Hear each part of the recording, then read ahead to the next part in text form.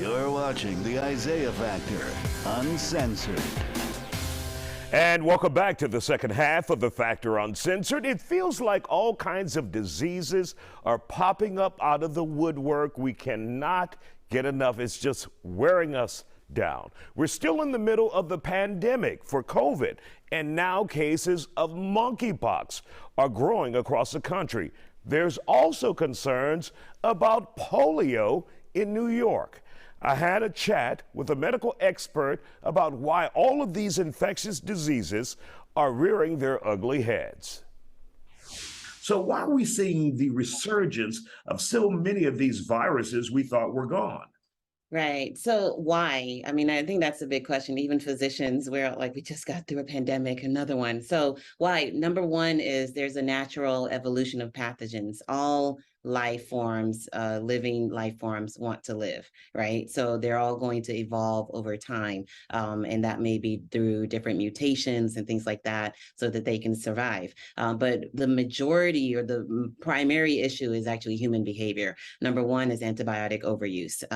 Everybody who goes to the doctor for a cough, a sore throat, etc., I need some antibiotic stock, I need a Z-pack, so overuse of antibiotics causes these microorganisms to change over time, and that results in antibiotic resistance. And that can also then result in what's called a super infection, and makes it a lot more difficult to treat pneumonias, bronchitis, things that we could treat really quickly, easily, because we knew what we were treating. But now you have bacteriums and infections that have developed like superpowers, essentially. Another thing is global travel. I can book a flight from here to anywhere in the world really and be there within 12 to 24 hours. And before, we didn't have such a global world where you could get anywhere. You have people traveling to areas or remote areas of the world that we used to not have exposure to.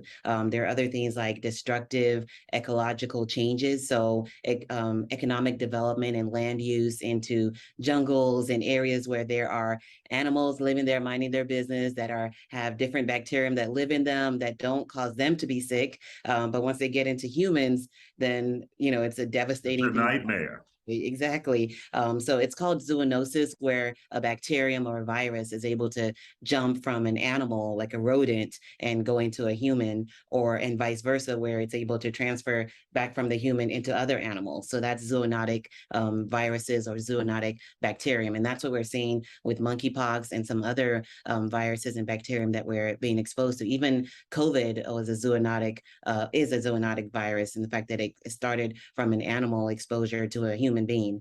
Other thing is just dense populations that we're seeing. And then lack of familiarity with treatment. Imagine, let's say an outbreak starts in somewhere that doesn't have all the medical technology that we have here, and then they're trying to control that disease. Meanwhile, people are traveling all over the world, and it's spreading faster than we can even figure out what we're dealing with. So that, coupled with travel, plus the fact that we're still trying to figure out what we're dealing with and how fast-paced the world goes right now, all those things, factor. Another major thing is climate change. You have viruses and bacterium that couldn't survive in 80-degree weather before, but now we have constant 80, 90, 100-degree temperatures. So the world is a lot hotter than it used to be, and things that weren't able to reproduce or multiply in different colder temperatures are now able to survive.